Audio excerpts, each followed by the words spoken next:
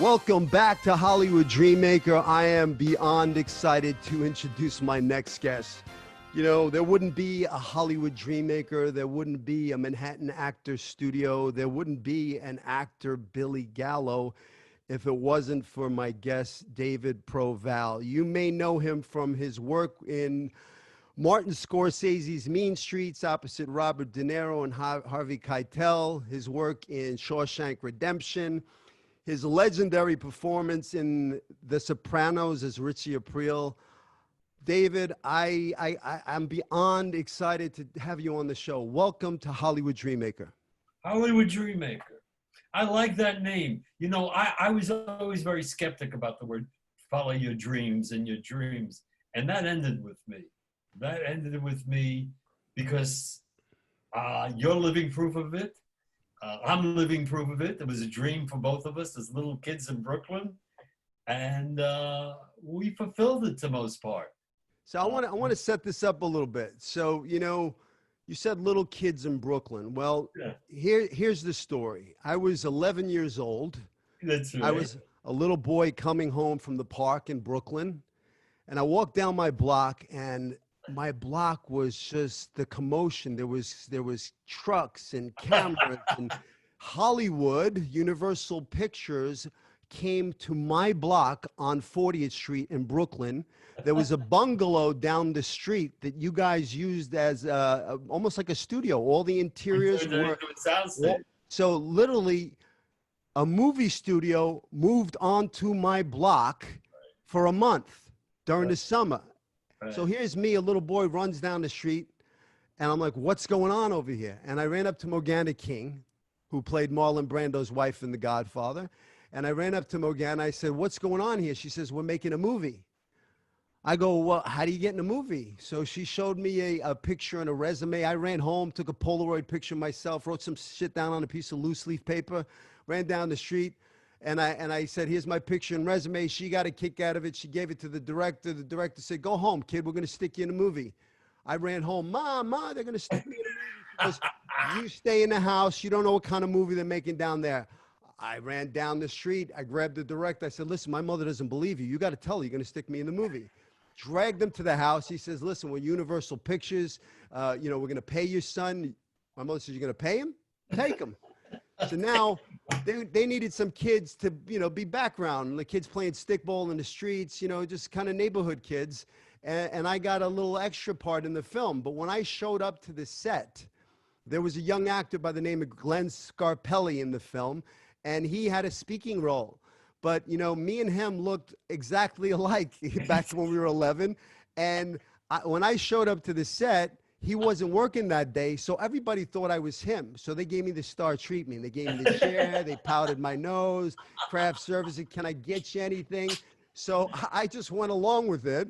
And, you know, that's when truly how I got bit by the bug. And I knew that this was the life for me, that this is what I wanted to do. And I remember, you know, I had a couple of days on that background, you know, in a couple of scenes, but it was like film school for me. I was 11 and you guys were on my block and I was watching you guys and my eyes were on you because, you know, the film was called Nunzio. Yes. And you played Nunzio, which was an incredible performance. Your performance in that film was sensational. I mean, if anybody could see this performance, I think you can see it. You can see it now. People see it. They called me I think it's on YouTube. I think they have the whole thing on YouTube. So you know, Google Nunzio. But you know, you play a retarded man who believes that he's Superman, and it's just so warm. Just your character was gentle and strong, and it was a feel-good movie. It was the Rocky, you know, of the time. You know, it was that time. Christmas story. It was a Christmas story. And, you know, so, you know, for me, I watched you. I watched you like a hawk. You know, I was a kid, but everywhere you were filming, I followed. I got the call sheet. I knew what locations you were on. It was all over my neighborhood. So wherever you guys were filming, I showed up and I watched you film, and it was truly like film school for me. And you know, I got it. I am an actor because of you. Because of you. You know, because you've had a wonderful career and you turned into an actor, a real actor. You didn't turn into just and a teacher and an actor. That is with me, and it means a lot to me that performance and brushing into your life gave you a journey. It's a big thing for me to hear. So thank you. I get to touch people's lives on a daily basis. You know how many actors bang on my door? I've had my Manhattan Actors Studio here for 7 years. I have actors knocking on the door all the time. They don't know how to get started. They don't, and I teach them the craft. And not only do I teach them the craft, but I get to be the guide, because, Right. I believe success leaves clues. I've been there. I've done that. I got the T-shirt to prove it. Yeah. And, I truly found my true passion, which is teaching the craft of acting. And, making a difference, being of service, like how many people's lives I get to touch. But that wouldn't have happened if you didn't make that movie on my block. Yeah. Right. It was those little things, shortly after they did Saturday Night Fever, and I watched John Travolta, do a scene till 4 o'clock in the morning, a stunt in the Barracuda Club and a fight scene and this whole thing. And, I stood outside and, me and my sisters got his autograph. He came out, it was Vinnie Barbarino, he came out and he gave me his autograph. So right there on my wall in my room, I had that Nunzio, what they used to put in the trucks that said Nunzio with the bicycle. And then I had my John Travolta autograph. And, and I had my Rocky poster. Those are the things that really, truly inspired me to follow this dream. It was you making that movie in the neighborhood. So I can't, it's crazy. Picture, right? I do. So here's the, I know you got it because I was in your studio. Yeah. So here's the picture. So when I was looking for, a poster from my different films that I've done, I was looking for a Nunzio poster, and then I found this lobby card. They used to put these in the lobby back in the day, and they would show scenes from the movie.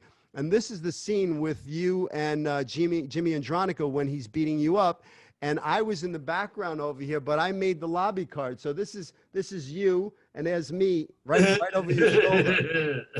And you broke down. You were crying for Nunzio. Do you remember that? You had a great acting moment, didn't you? So here I am, a little standing there crying, and somebody said, "Get that kid out of the picture. He's crying. Everybody's gonna look at this kid. He's gonna upstage the scene." When a little kid stands there and cries, then everybody cries. Well, I was in the moment. I was. Yeah, you were right there. You were right there. So you were there telling you that you were an actor. That was telling you you're an actor. You lend yourself to that emotion and you welcome it, and you were a kid that had emotions. I'll tell you a funny story. There was a little girl, a little blonde girl that was standing next to me against the fence, right? While you were flying around on the flagpole, and then your brother comes in and he says, "What are you doing?" And he starts, smacking you around. Well, I guess that little blonde girl's mom, must have saw the shot and noticed that she was being blocked. So this cute little blonde girl, comes up to me and she says, "Can we change places?" So I didn't think anything. I changed places with her. So in the film, you have your cape, and your cape is kind of blocking me, and she's in full view. So she friggin', her mother must have been a stage mom or whatever. So you got to switch places. But the beauty is since we changed places, I got the lobby card. She don't. So now I have this on my wall in my studio because we changed places. You got the lobby card. She got tells you everything. Yeah. Hey, can we talk about that a little bit? Listen, the Hollywood Dreammaker is about, I created it to inspire young artists to follow their dreams. Because if a kid like me, from Brooklyn, from a broken home, from the streets, can come out to Hollywood with $200 in his pocket and a one-way ticket and become a working actor and living the dream, anybody can do it. If this is your true passion and it's in your heart and this is what you want, then, go for it. Don't let anybody tell you it can't be done, because my whole life, everybody laughed at me and told me it couldn't be done. People that I said I want to be an actor to, nobody said, "Yeah, go for it. You can do this, kid." And, I had a lot of naysayers. What? Well, go ahead. There's a lot of years between us. I'm an old man now. And you look great. Thank you. In my generation, for a short, dark, ethnic-looking kid from Brooklyn, like, well, you're a good-looking kid, but the actors were blonde, blue-eyed, and Troy Donahue and Tab Hunter and Tony Curtis, but that was a whole other thing. You know, who are you? You're short, you're dark, you're not gorgeous. What are you talking about? You gotta be gorgeous, right? I got that, and I got that 10 times because it was so you get a job, you go to work, you get married, go home. That's it. And the thing about following your dreams is I used to walk out of the Loews Pitkin or the Loews Premium in my neighborhood, and nobody could tell me that when I played those characters I just saw on the screen walking home that I couldn't do it. Because all I did was at 8, 9 years old, my mother worked as a matron in a theater, a little cheap little theater. And I'd be able to go in there and just do the characters all day long. And look, you know, we say you got to dream, but it's a calling, and you had a calling, you see, and I had a calling. And for 8, 9 to know that there and what you were about, you didn't know it consciously, but I believe it's born in people to want to, it's a calling. It's just the way that teaching is a calling. The seminary is a calling. I mean, you know, it's a calling. I hate to sound like, but like above it all, it's not. It's just that you have it, and it takes you. And if you allow it to take you, and you respect it, and not because some of us do with our dreams, we say, well, listen, I'm just a pie in the sky guy. And, you know, we're around us, everything is there to tell us no. There's always the world to say no, always. You know that. You're not going to do that. You can't do that. And that's an impact, and that just slows us down. But you've got to trust what that instinct is about, and that calling is about, and the joy of it. And it's a blessing, I've said, and it's somewhat of a curse at times.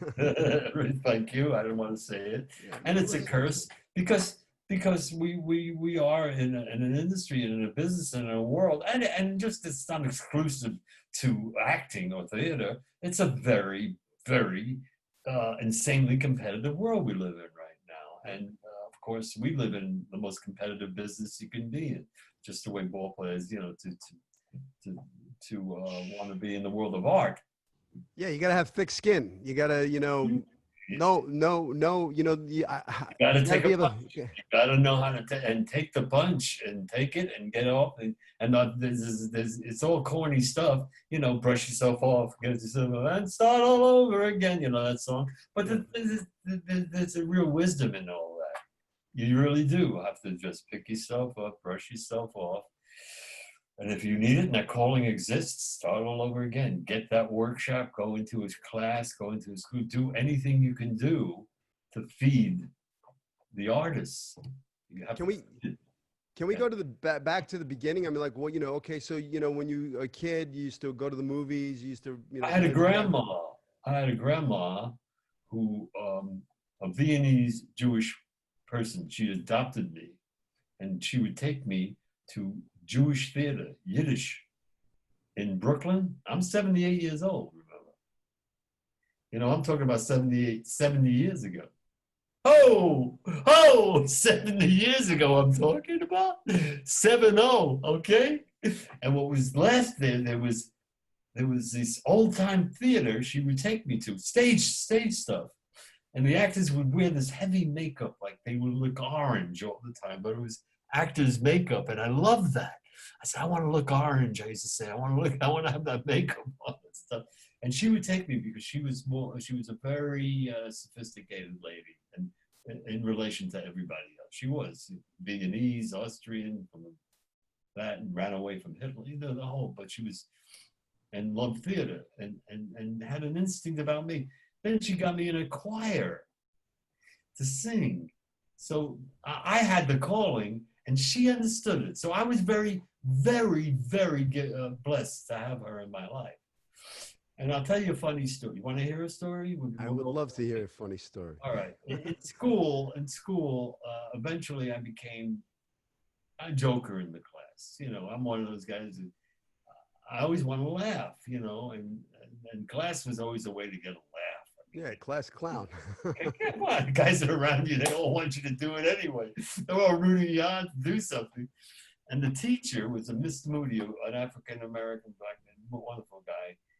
He was also a drama coach in the school. And he said to me, look, Proval, and he had this kind of voice, you know, you're right up here, hey, Proval. And they always called you by your last name in school in New York. David.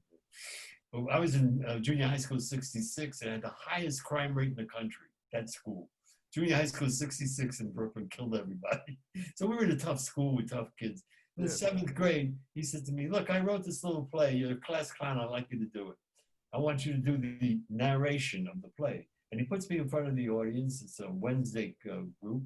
I have the script, and it says, my name is Ivanovich, Granovich, Brandovich, Kornovich, and I run this camp. You know, and I was good with accents, and I was a clown, you know. And he says, okay, I like the accent you do. I get in front of the audience, and my friends are in front, and they're going, whoa, you know, friends are goofing on you. And I look down, and I say, my name is Ivanovich Granovich gefilte fish. You know what gefilte fish is? It's a Jewish fish, right? And I got a tremendous laugh, right? The teachers, the students, tremendous laugh. And I do the thing, and they love it, right? Laughing. I get off, the teacher says to me, Proval, did you say gefilte fish? I said, no, Mr. Moody, I don't know what. He said, I thought I heard you say gefilte fish. I said, no, I wouldn't. No, I really. All right. And we do it again, and I do it again. And he comes off, and I come up, he says, I distinctly heard you say gefilte fish. Proval, you have an authority problem. And I've never said this before. I'm a drama coach. But you should think of theater for yourself. Wow. I said, oh, well, what? He said, I think you have a flair for it, Proval. I said, do? He says, well, look, I don't want to, you know, but yeah. And he meant it. When I did Nunzio, I got a note at Universal. This is in the 7th grade. He must have been 100 years old when he sent this note. I don't know. Proval, keep up the good work, Mr. Moody. Wow. Now the hairs on my arms are standing up again. Right. That's amazing. Right, you know what my drama teacher told me when I said I want to be an actor? Forget about it, kid. But you know, when I had my own TV series and I had a movie premiere and I was a star in the movie, I came back with my limo. My limo driver said, "Where do you want to go?" I said, "Take him to my high school." And I pulled up in front of my high school and I sat there. I had a drink. I waited till the school started clearing out a little bit, and then the word got out that, you know, I was a popular television on a brand new Fox TV series. You know, Really? I played like the Fonz, so the girls were out there screaming the whole thing. Next thing I know, the cops show up, everything, and they escort me down to the lunchroom, down to the drama department. I knock on the door, and I say, "You remember me?" I said, "I asked you, I wanted to become an actor, and you told me to forget about it, kid. So now you can watch me at 8 o'clock Saturday nights on Fox. I got to go to my movie premiere right now." And I walked the other way. That's another great story. No, my Mr. Moody, he told me, he said, go. You know, he's the one that said it. And then I did another play for him, and then but we had the opposite experiences. So I got to tell you, so, you know, we did Nunzio, what, I don't know, 40 something years ago, where I got bit by the bug. But then, you know, I didn't know who you were. I had seen you in that movie. But then, you know, as I got older and I got into my juvenile delinquent years, running around Brooklyn, running around the mean streets, you know, thinking, you know, that was the life for me, you know. Yeah. You know, that whole neighborhood thing, you know, I was kind of running in the wrong circles, you know. And I remember we snuck into a movie theater and I saw Mean Streets, and I'm sitting in the back of the theater smoking a cigarette, got my feet up on the thing, and all of a sudden, you know, you come up in the movie and you're throwing this drunk guy out of the bar, you know, and I'm like, holy shit, that's him. That's Nunz. That's Nunzio. Oh no, it couldn't be. Wait a second. Oh, whoa. No. No, it could be because I didn't see it when it came out. I saw it years later. Is it Years later. after Yeah. After Nunzio, I saw it years later. I was already oh, 16, 17 years old when I saw it. okay. All So now I'm seeing it and I'm going, there you are. Now me, that was kind of that was my life story, me and Right. it's He's running around, died and he did the thing. but this is the same guy. So now I saw you playing you weren't playing Nunzio, you weren't playing a retarded guy, you were playing, a wise guy, bar owner or whatever. Right. And it was like a light bulb went on for me. I was like, look at this. He's now in this other movie, and I saw a completely different guy, a different character, and I was like, Different character.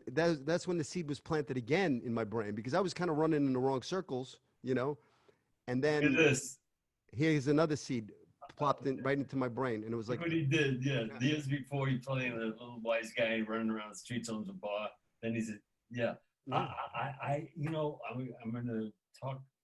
At 78 years old, I can say anything I want. anything you want. I really believe when I look back on my work and we look back on the work, and I'm not looking back on this work in the future. There's going to be work in the future, by the way. The 3 movies waiting, and I've never had 3 movies waiting.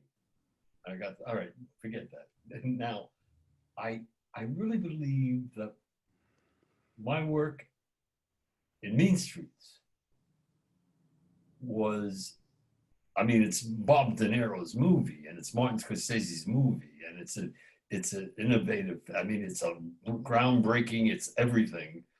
It's potent. But Marty had such trust somehow in me. I thought it was supposed to be that way. That directors, when you know it, I know the life because I'm from there. And he knew that. And he knew that.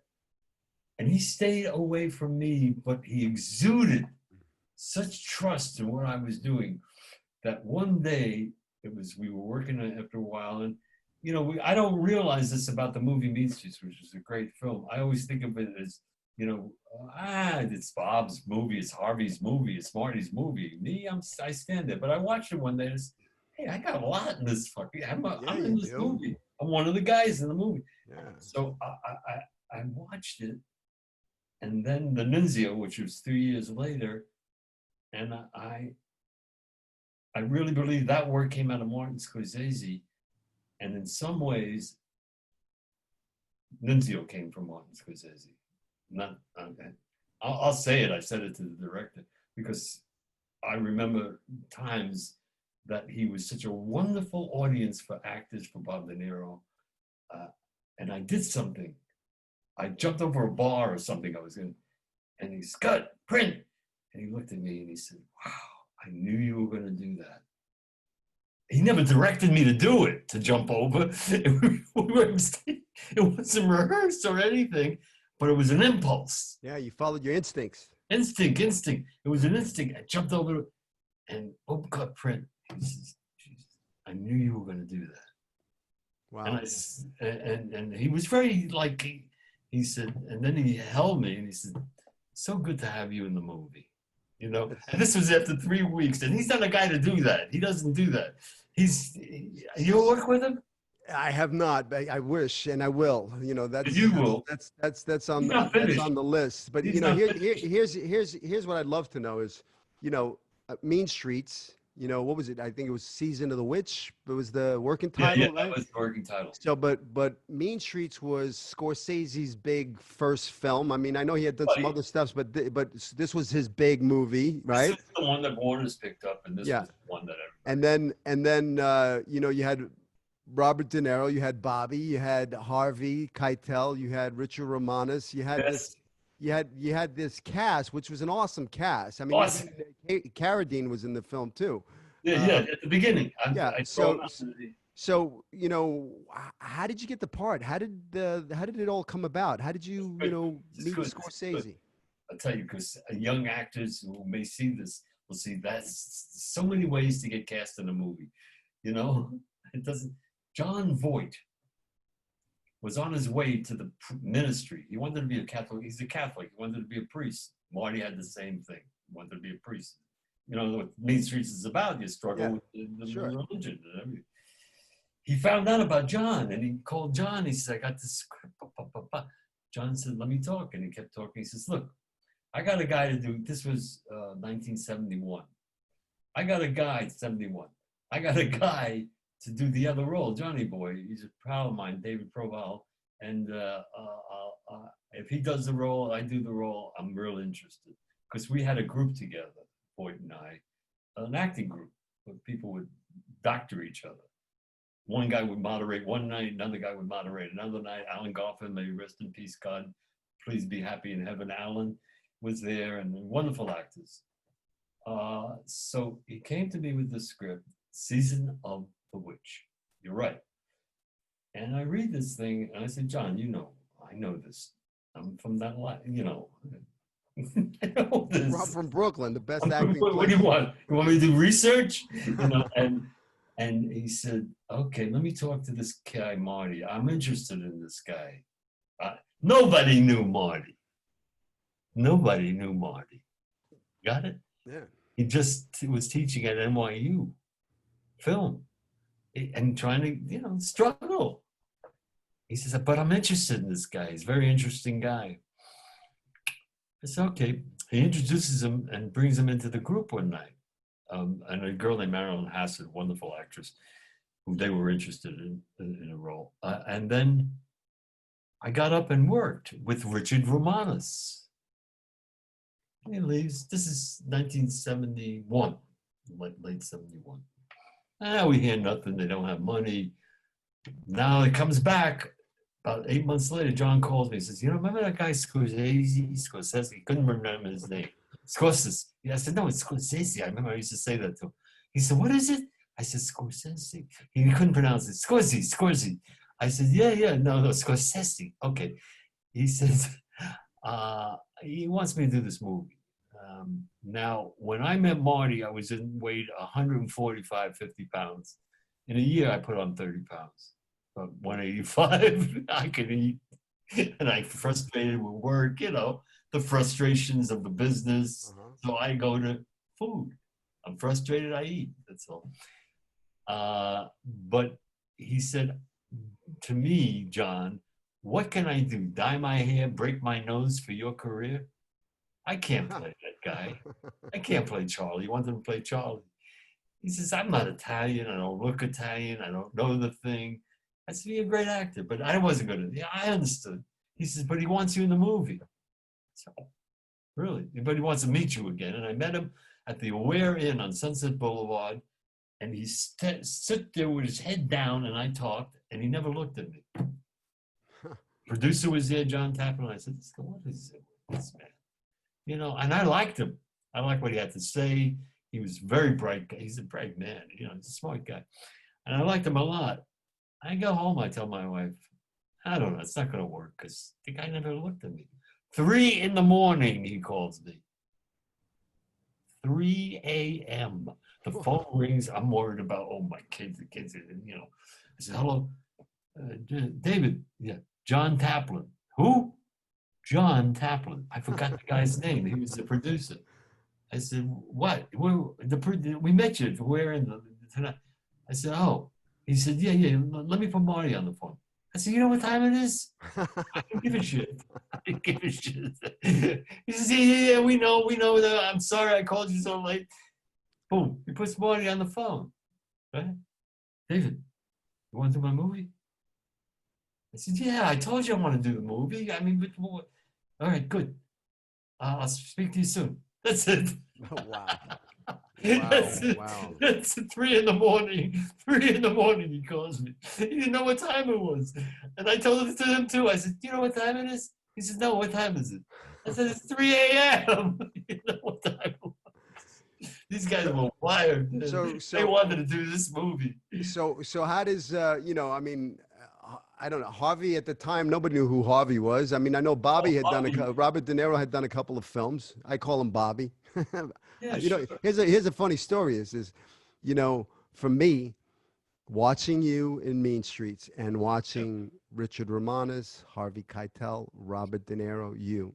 Yeah. In my career, Richard Ramones played my father on NYPD Blue when I played a son of a mafia boss. He was the mafia Oh, boss. I did a screen test. I did a movie called Pretty Woman with Gary Marshall, and then Penny Marshall was doing Awakenings. So I auditioned, and they wanted to screen test me. I was in Palm Springs. They told me that I need to go to the studio on a Sunday. I drove back a million miles an hour to get back to prepare. I go in there and I do a screen test with Robert De Niro. So, I mean, that's a whole nother story. Testing with you, yeah. It was amazing because I was thinking I'm going to see Raging Bull, I'm going to see Jake LaMotta, I'm going to see Travis Bickle. I get Leonard. He played this character in Awakenings that was kind of Right. sick and whatever. So the scene he's sitting at a Puerto Rican cab driver who takes him and picks him up and tells him, hey, this is a bad neighborhood. Come on, let me get you out of this neighborhood.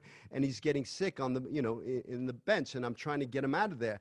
And I tell you what a magical moment was for me, and I learned so much in this little moment. Is it's me, Robert De Niro, Penny Marshall, who I grew up watching Laverne and Shirley, and a cameraman, right? And in the scene, I go to pick him up. I say, "Come on, Len, this is a bad neighborhood," and De Niro just stays there like dead weight, doesn't do anything. So he makes me struggle to pick him up. And in that moment, everything became so real. In that moment, I had to struggle. I literally took him and I picked him up and I put him up on my shoulder and I said, come on. And we started improvising. Come on, Len, I'm going to get you home or whatever. And then finally, Penny Marshall yells, cut. And I, gingerly put Bobby down. And he looks at me and goes, that was good. That was good. That's good what you just did. And I was like, I like cloud nine. I didn't give a shit. I got the part. I didn't get the part. I just worked with Robert De Niro. Believe me, man. But from Mean Streets, I got to work with you. I went to the premiere of The Piano with Harvey Keitel and had dinner with him before the thing. And Richard Ramones played my father, and I got to work with Bobby De Niro. So I got to work with all of you guys. I got to hang out. I have a Penny Marshall story that really, I was cast on Laverne and Shirley. Gary Marshall liked me a lot, and he liked me for years. He came to see me in a play I did 7 years ago. He comes to play, and Gary, may rest in peace and heaven, be happy. Yep, may rest in peace. And Gary wanted me to do the big ragu. Oh yeah, Carmine. And he'd always come up to me, Gary, he says, I love your eyes. I love your eyes. I love your eyes. He's the sweetest man. Yeah. And Richard Dreyfuss was a friend of mine at the time. And Pat McQueenie was my manager. She was a big manager. Well, she was a respected manager. She had a stable of young actors, one of them, Harrison Ford, something like that, Yeah. She had a stable, and I can mention a few more. And I was in the stable. And she put me on the show. Oh, and her other client was Cindy Williams, who was the lead in the show. So she put me on the show. They wanted Cindy, and he loved me. And so Richard comes around one day when we were screen testing other people to be on the show. And Richard says to me, you want to be in the movies? I said, what do you mean? You're never going to be in the movies. You do this series, you can say goodbye to movies. I said, what do you mean? Nobody wants you. Remember those years? If you do a TV series, forget about it. Forget about it. Or a soap opera is even worse. It's a death. A death. Or a commercial. Something like that. Yeah, it was always an elitist bullshit thing. It didn't mean anything. But I was still like wanting to do movies, and it's just after Scorsese, and I wanted to work. And the money was wonderful. But he convinced me, and I walked off the show. Wow. And she said to me, you did something. I mean, I didn't realize it at the time, Billy, because I was, well, and the guy, Danny, I've forgotten his name now, Danny, lovely guy, could sing, could dance. The guy. Danny Most? No, Danny, Italian kid. The guy who played Carmine Ragusa. Yeah. Yeah, it wasn't Danny. I forget what his name No, it was. wasn't. All right, I forgot his name for the. He was perfect, man. Yeah, The it guy was great. could sing and dance and everything. I would have been a little piece of lox sitting there, you know. Really, I can't do that stuff. I can and I can't, but not like him. And he got it, and he worked on series the whole time. He called me later years, and he said, "You know, I can't get a job." This is good for young actors to hear. This is a guy who did a hit series. Sure. I said, "Yeah, that's the kiss of death, but you'll get a job. They'll forget the series, and then you'll start working again." He said, "Nah." He said, "But you know, you were blessed to walk off, and this is Soprano years after Soprano. This is about." Yeah. He says, "And I think they buried me. That show buried me." Yeah, it happens. I mean, you get typecast. These people see you as only that role. For years, for me, it was happening for me. I was only playing, he can only play that Italian character, that dumb Italian character. I had to fight against it. I mean, literally fight to get into the door for other roles. Yeah. I did Oh, like. television's been great for me in many ways. You know that the IMDb had me for 150 television shows. If you ever look me up, Yeah, IMDb, yeah, nuts. It's nuts. I mean, sure. I know I get residual checks. I don't remember doing the show. Yeah. That's how many Do shows. you get the ones that I get now? I get the ones for 2 cents. I got in my wallet. I got I'm, two checks I'm like, in my what? wallet. Oh, you got to be kidding me. I got You one for give a me check penny and one for 2 cents in my wallet. I keep it in my wallet. Remember, there used to be a bar in the valley called Residuals. You bring your residual there, you can get a free drink. The cheapo. I don't remember that. Yeah. But television has been good to me. I played Greeks, I played Russian, I played, they give me roles on television, but it disappears. I mean, it's not like you do a movie, Sure. you know, but it's listen, been fun. It's been so fun. I've followed your career, I followed your career, and I know. Listen, it's a roller coaster ride. You got your peaks, you got your valley. It's a if you're in it for the ride, you're in it for the ride. The journey, then just hold on, and it's going to take you. You never know what the next role is going to be. And then for you, I know for you, there was maybe a time where you were working here and there, a little independent, this and that. But then here comes The Sopranos. Here comes Nunzio first. They give me a three-picture deal from Nunzio when they saw the dailies. So let's go back now. How did Nunzio come about? How'd you get the part? How'd you get the part as Nunzio? Good question. Good question. John Voight brought me a play, The Basic Training of Pablo Homo. Great play. Great anti-war play. We did it, staged it, got amazing notices. It was really a lovely play. Opening night, I have an opening night story that's one of the funniest in the world. He stacked the house with movie stars, Jane Fonda, Al Pacino, and Al Pacino did the role in Boston. Sure. And now he's coming to see somebody else do the role not at the St. Charles or on Broadway, but he got Al there and he got stacked with it.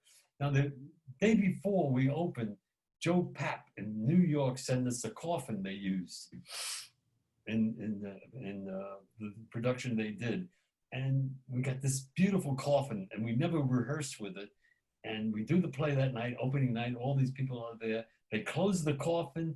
I got to go out for my curtain call, and the stage manager supposed to lift the lid of the coffin, and I get out. I'm lying in this coffin, and I'm waiting, and nobody comes. I'm knocking on the thing. You would think you can do this. You can't open it. What, are they afraid the guy's going to get out? I don't know. I'm lying there. Can't open the fucking thing. So I'm knocking on the coffin, and finally the stage manager figures it out how to open the thing. And I'm late on my curtain call, which was perfect for the character because he was a mess up in the army. Mm-hmm. And I'm perfect on my look. And the curtain call is a wonderful curtain call where they're all screaming, "Pablo, Pablo, Pablo." And It was wonderful. Now, John Voight produced that play for me. Out of his pocket, came up with the money, produced the play for me. This is after Main Streets. This is 1974. So he had done Midnight Cowboy by then. Oh yeah, he did in '69. Okay, this was '74. No, he's a movie star. Oh, he's a movie star. Okay, big movie star. Anyway, so he produced that play for me in '74. A guy comes to the play, Jimmy Andronica. You know him. Yeah, I know. Jimmy. You know him well. He wrote Nunzio. I'll tell you my Jimmy Andronica story after you're done. Go ahead. And he comes up to me, he says, "This is the first play I've ever seen." I said, "You kidding?" says, no, I see movies. I don't go to play. He says, this you will make, but I'm going to write something for you. And he did. He wrote Nunzio. Now, a guy named Paul Aaron, who is Richard Dreyfuss's friend, kind of semi-quasi manager, I don't know, brings a script to me named Augie. It's a retarded guy. I hated it. But it was about a retarded guy, mentally challenged guy who had a fantasy of being Tarzan. Sounds like Nunzio, right? But the whole thing was a rich woman adopts him, builds a jungle for him. You know why? Because the guy is well hung. They're not serious with this. And he was a nice man, but he was a gay man who wanted to do this movie. And I said, this is not funny. I don't think it's funny. I passed it on. And Jimmy brings me a script, and I said, you know that a guy, he didn't know anything about the other script. And I said, I had a guy on my block, thought he was Roy Rogers, a guy named Michelin. But yeah, and I would duck behind the car. He'd shoot me. But yeah, he had a fantasy of being Roy Rogers. I said, I know a guy who had a fantasy of being Roy Rogers. His uncle had a fantasy of being a fencer. Superman, right? And we came up with a script. Well, P.S. the guy came around and said, hey, you stole my story. The guy was shoved aside. The guy was full of shit. And it never happened, you know, whatever. Why am I telling you that? Well, you were telling me about, you know, how Nunzio came about. Yeah, that's how. Anyway, Nunzio came about. The writer saw the play, and Jimmy writes a script. We go up to Jennings Lang, who was a friend of the director. He's not a friend, but he knew him. And the guy liked me and liked Jimmy, and he said, well, what's this about? I said, well, it's about, he said, why don't you do a scene from it for me? This is Jennings Lang. On the spot. Jennings Lang. Big man, Jennings Lang. Yeah. 14th floor, the Black Tower. I'm sitting in an office. He's telling me to do a scene for him. I said, what? I said, well, can I have like a while? And, you know, because I was working on the character. And Jimmy was ready to do that little moment. And we come in and I do the scene and I stop and he sits there and he's wiping tears.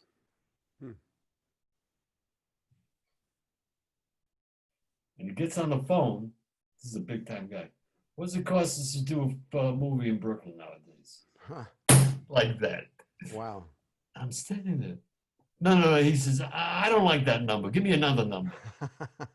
You know those guys? Yeah. I don't like that number. All right, we'll talk about the number. I want to do this movie. Like that. And the rest is history, and that's why we're here today. Did it, and they loved it, The dailies, and they gave us more money. They gave us more cameras. They loved it. They loved it at the end. And there was an in-house political struggle. I'm not going to get involved with it. They sold the movie to CBS. They got their money back. I remember seeing it on TV when I was a kid. Yeah, they sold it for Movie of the Week. Yeah. And they got their money back, but they gave me a 3-picture deal. And they didn't want to work any further with Paul, the director. I don't want to get into that. So here's my Jimmy story, right? So I come out to Hollywood, you know, with $200, you know, I'm looking for an agent. I'm banging on doors. I'm getting all the no's, doors slamming in my face. You know, I go through I got a Academy of Players directory, and I'm going through the A's, the B's, the C's, and everybody's, you know, knocking. I'm a New York actor, Lee Strasberg, you know, actor studio. I'm telling them all this stuff, and I'm getting these no's. And finally, I got one guy who said yes. He was at Y, the Bob Yanez talent agency. Now, Bob got me my first audition, which was a guest star on The Fall Guy. I walked in there, I got the part. I got Taft-Hartley right there.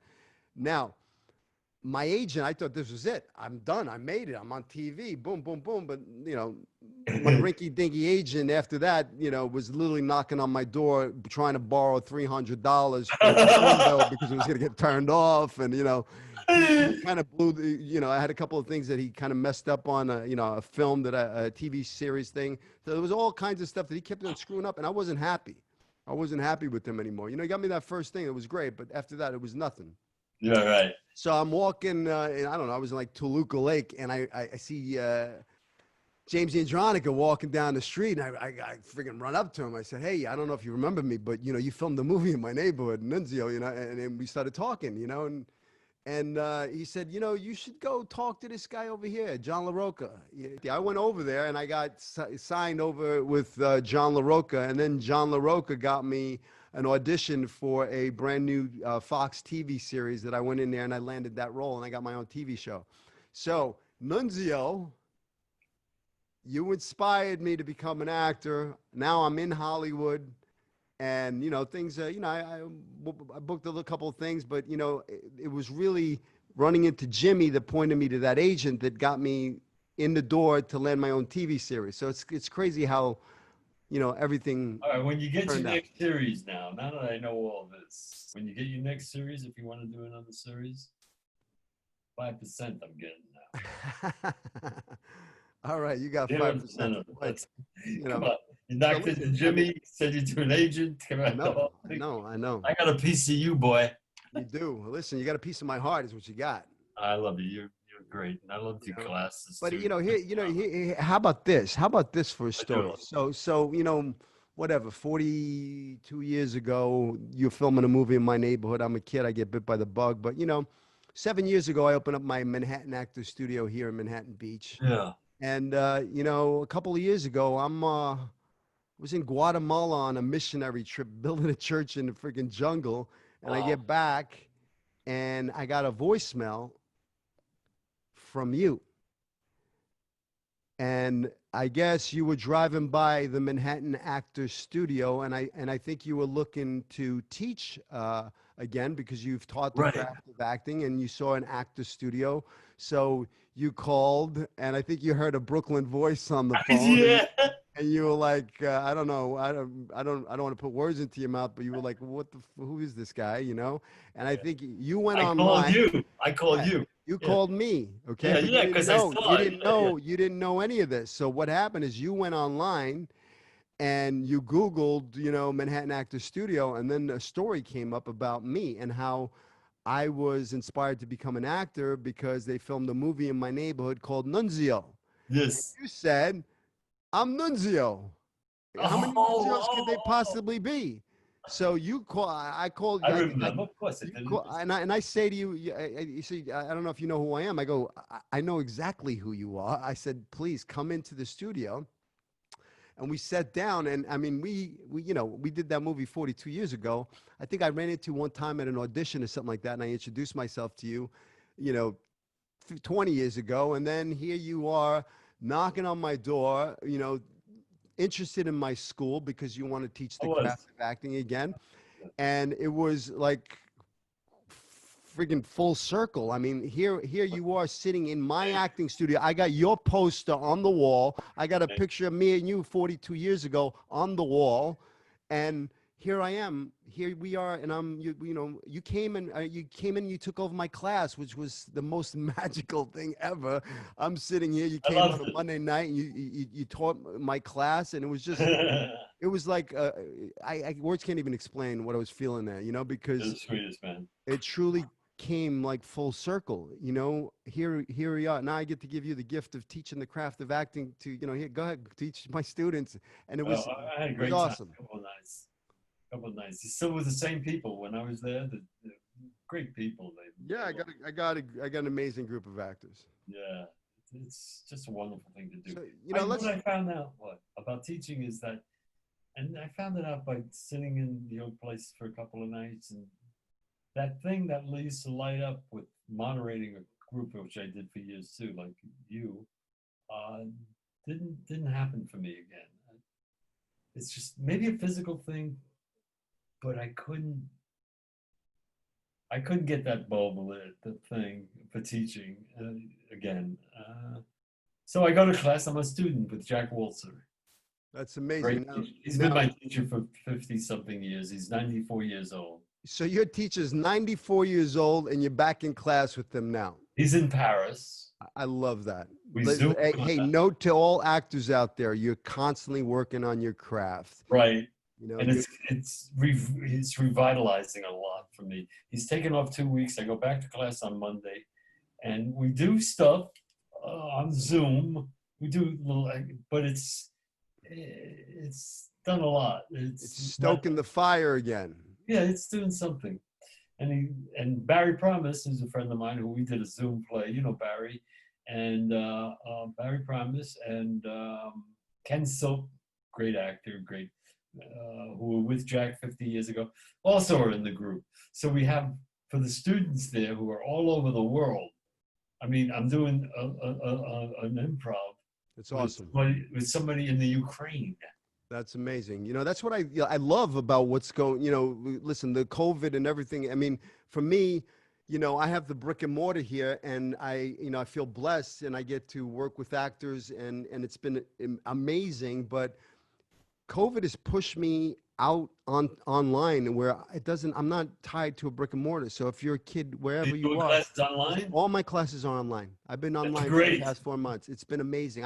We just shot a short film online. I had my actors write their own pieces. We incorporated, workshopped it. And then one night on a Monday night, we just roll cameras on the Zoom, and it's like a friggin' movie. Camera one, give me a close up over here. Camera two. And we just watched it last Monday night in class, and it was awesome. You know, just because this COVID's happening does not mean you lay down and get soft. You know, But this is you the time look to it. grow. You look it. Self-motivation. You look it. I'm saying, I'm looking at you. I know it's video, but you look it. You look nourished. You look healthy. You look strong. Listen, I feel stronger now than I've ever been. You know, I'm more, you know, this, you know, it's sad to say, but, you know, during this time, I feel like I've grown as an artist. You know, I've pushed myself outside my comfort zone. I've really been, you know, this whole podcast thing, this is all new to me, freaking podcast. You know, I'm an actor. You know, I've always been there. You know, it's okay for me to become another character. I can, you know, step into the shoes of the character, and then it's not me. And I almost hide behind the character, you know. So, you know, like when I used to go into an auditions, Billy Gallo wouldn't walk into the audition. The character would walk into the room. That's the guy who walked in the room. And then it freed me up because you know, but then all of a sudden I got to do podcasts and I got to be me. You know, I remember my first podcast, I tried to play the part of the podcaster, like I was doing my thing, and, you know, my introduction on the thing. And I came home and I played it for my son, and he started laughing at me. Go, Daddy, he says, you sound like a game show host, because I was putting on this, hey, welcome to Hollywood Dream. You know, I was playing a character, and it was like, what the hell is that? You know, and just be me. Yeah, he's like a game show host. That's very clever. But, you know, it truly, you know, got me out of my comfort zone, and to become, you know, just be me, you know, be authentic. This is me, you know. The kid has an ear. He's got a great ear. He's an amazing kid. See? Listen, I'm the president of the Lucky Club. I mean, truly I am. I'm living my dream. You know, I have a beautiful wife, a beautiful son. You know, I live Everybody's good and healthy. Everybody's good. Thank God. You know, I feel blessed, truly blessed. Well, so am I. You got to stay in gratitude. And that's key, you know. Stay in gratitude. Yeah. First thing I do in the morning, you know, before I, you know, go down a gratitude list, all the beautiful things I'm grateful for. Right. You know, it's pretty hard to have a bad day if you start and you fill your heart with gratitude. Right. You know. And so, today, my Zoe, who's doing, my daughter, my youngest, she's a stand-up comedian. And she lives in Portland, so I'm a little crazy right now. She's in Portland, and she's been doing stand-up. I talked to some guy who saw her, producer, and said she's a situation comedy waiting to happen. I said, so write her a show. And I've seen her on stage, and I've seen her on film. She's done a movie, and she went to the University of Oregon. She majored, you know, in the theater arts. It was a shock to me. I went up to see her in a couple of plays. And my other daughter did a couple of plays, and when I asked her, did you enjoy yourself? My middle daughter, she said, no. I said, don't ever do it again. And I saw she didn't enjoy it, and she never had to do it again. That's a great tip right there, what you just said. Joy. Yeah, joy. If you don't, it's not joyful. If you're not having fun, and you know what, then don't do it. Pick another career. Number one. Number one. Of anything. And yes, number one, the joyfulness. Yeah, if you're looking to get rich or be famous, no, stay home. You're wasting your time. Stay home. But if you're passionate about it and it's in your heart and it's joy and it fills you up and it fulfills you, then you go after it like a vengeance. You go after it like, you know, be unstoppable, be relentless, go get it. You know, I mean, listen, when I came out to Hollywood, I remember I went to Warner Brothers Studios and I went to the guard gate and the guy said, "I'm sorry, kid, we can't let you in here." So I went around the corner. I climbed the wall with the barbed wire and the chain link fence. I jumped onto the lot. I was like, "You're not going to tell me I can't come in. I'm, I'm from Brooklyn." You know, but you know, I'm Now, not telling actors to go jump the fence, but you got to be that relentless. You got to be able to well, take. that was then, but now, Yeah, now they'll put you in jail. They'll yeah. lock you up. It's this different world right now. It is a different world. But Oh, listen, you know, David, real quick, you know, I'd be doing a disservice to the listeners if I didn't talk about your groundbreaking work as Richie Aprile in The Sopranos. I mean, I remember when The Sopranos came out and I was watching, I was hooked. I was watching the show. And then I think, I don't know, second season, was it second season you came on? yes, And you came on and you were banging heads with Tony Soprano. I mean, you were yes. like running people over with freaking cars, smashing coffee pots on Yeah, their yeah, heads. yeah. Oh, no, I mean, your character was such an awesome character, and it was the only character that I watched on the show that, you know, stood up to Tony. You know, and there was right. this height difference. This, you know, he's this big, you know, Oh, I'll tell you Gandolfini something got. about that. The Tell me, audition, tell me, the audition, and so actors can appreciate this. how'd you get the part? Oh well, it was chasing it. No, I didn't chase it. They called me, but uh, first I went in when it was a pilot, and I loved the pilot.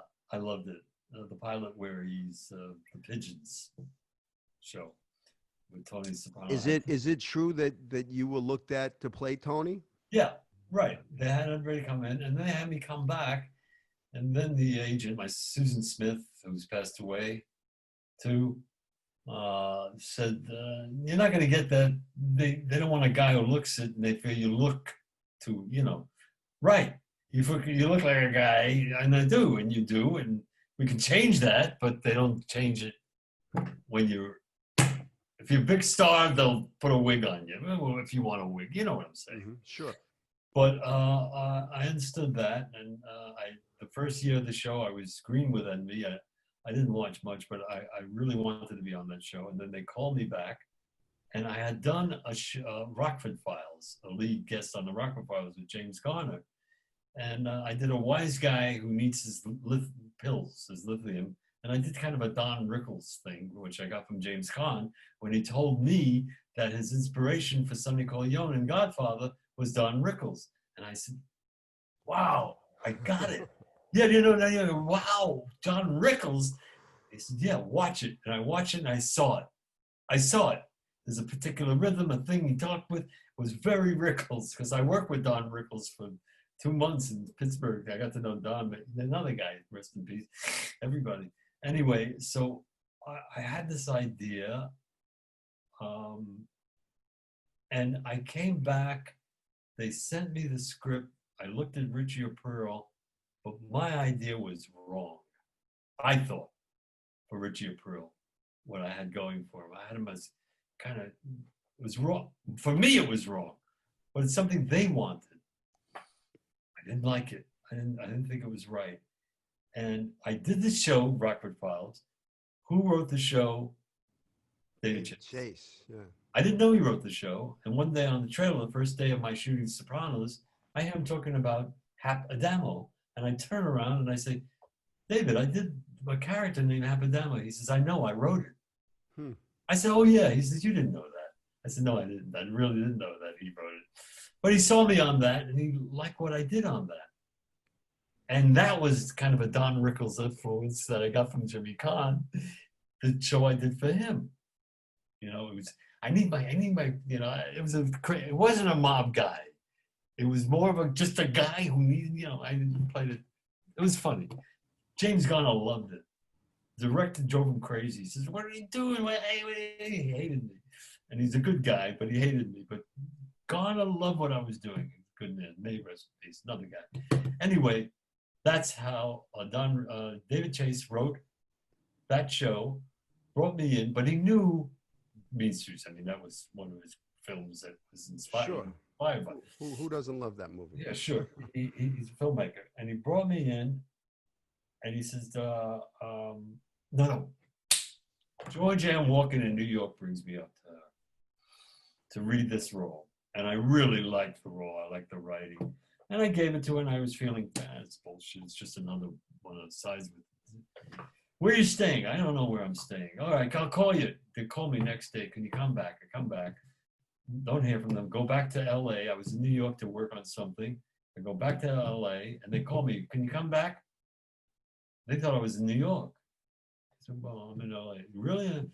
My dime, I go fly myself back to read. Leave, go back to LA. Call me again. Can you come back one more time? I'm in LA. My dime, I fly back. You flew to New York twice on your dime. Right. So, you know, I wanted Yeah. to get there, and I knew what I wanted from it. And there I go, and there's Jimmy Russo, great actor, great actor. I love Jimmy. If I had a nickel for everybody thinks I'm Jimmy Russo, I'd be rich. I know. You got a resemblance. Yeah, Jimmy Russo, and a great actor. People that know he was a great actor, who was on the Candice Bergen show, Italian guy from Brooklyn, and I forget his name. Oh, he was on Murphy Brown. Murphy Brown, yeah, that actor, he died.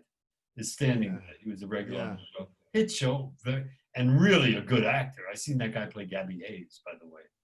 Really great actor. That guy. He passed away. There. And I go, oh my God, what am I doing with myself? After these many years,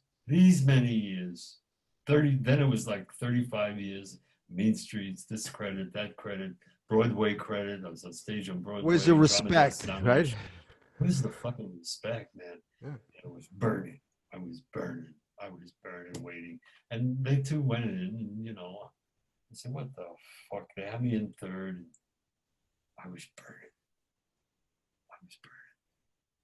I get up and I read the scene with a coffee cup.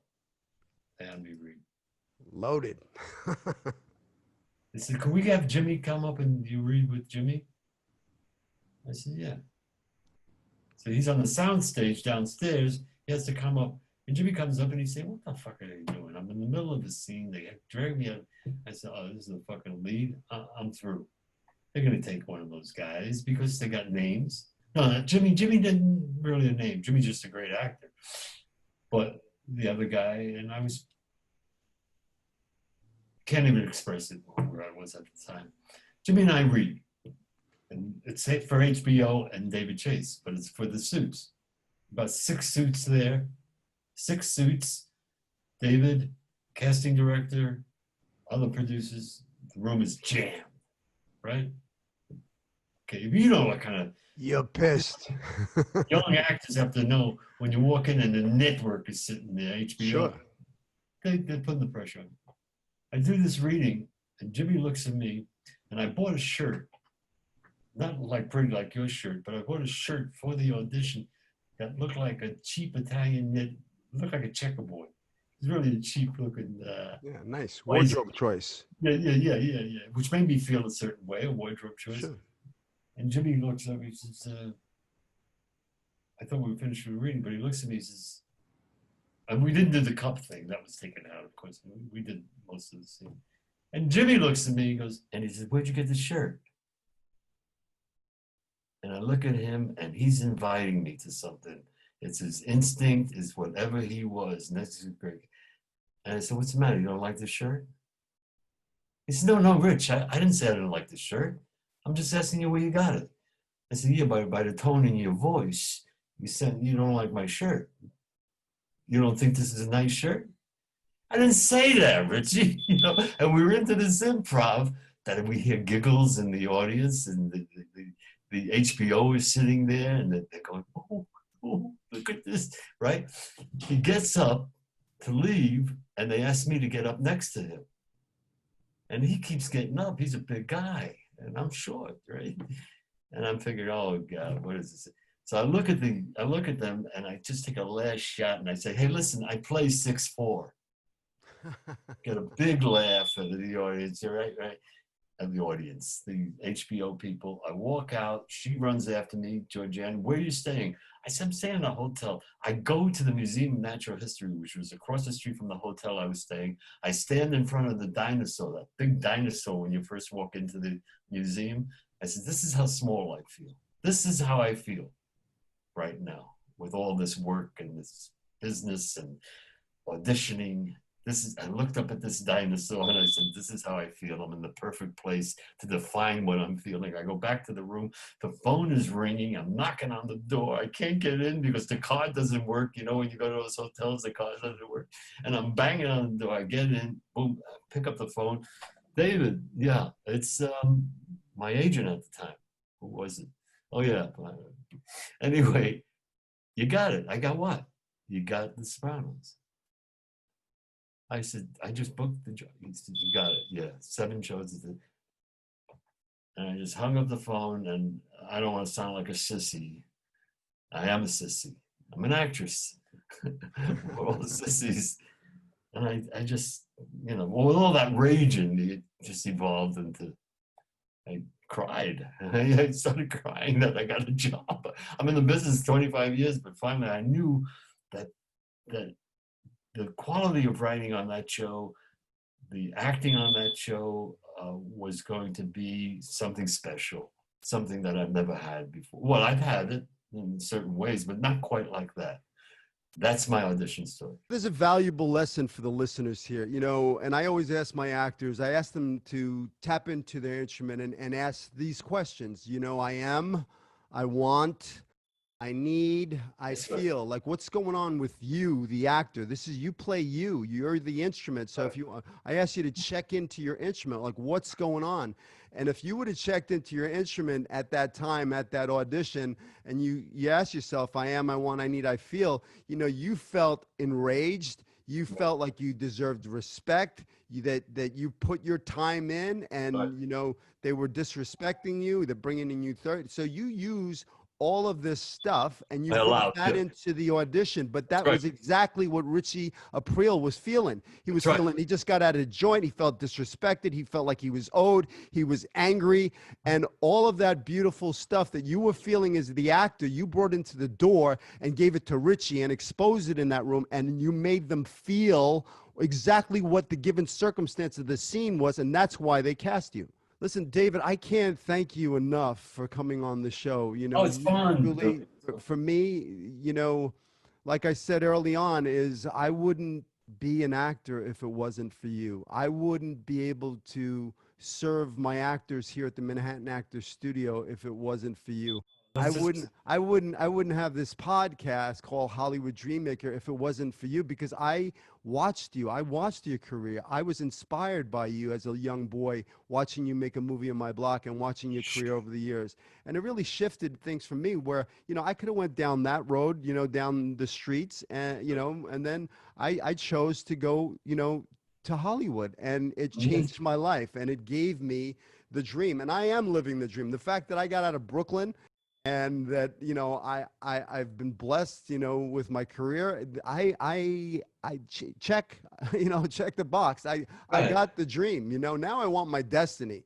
Now my destiny is to be the greatest acting teacher, you know, around. I want to be, you know, Lee Strasberg, Stella Adler, Uta Hagen. You know, I want my name up there with them, you know. And that's my goal, is to really to make as, you know, touch as many young artists' lives as possible. And, you know, having this show and having someone like you share all those beautiful golden nuggets that you gave, I thank you from the bottom of my heart. Well, you know, just a disclaimer with that little beep beep sound. Sorry, everybody, about the beep beep. It's killing me, man. We can't figure out how to disconnect it, but, you know, either that or we don't have an ending to the show. So, you know, thanks for putting up with the beep beeps. And David, I'm glad your house is not on fire. No, we're not on fire. We just can't get the thing off. All right. And truly, there it is again. I love you. All right. Thank you, truly, from the bottom of my heart. You know, once this COVID thing's over, I look forward to getting together. We're gonna work together. We are working. I already got. I'm working on the script right now. We're gonna work together, me and you. You look handsomer than ever. We're gonna get something done. Okay, babe. All right, David, take care, stay safe, stay healthy, and I'll see you soon, okay? God bless. God bless. All right. Hey, thanks for listening to the show. Please rate, review, share this with your friends. Subscribe if you haven't. Please take whatever you get from here, the golden nuggets, and apply them to your career. Go after your dreams with passion. Don't let anybody tell you it can't be done. I believe in you. Follow your dreams. I'll see you in Hollywood.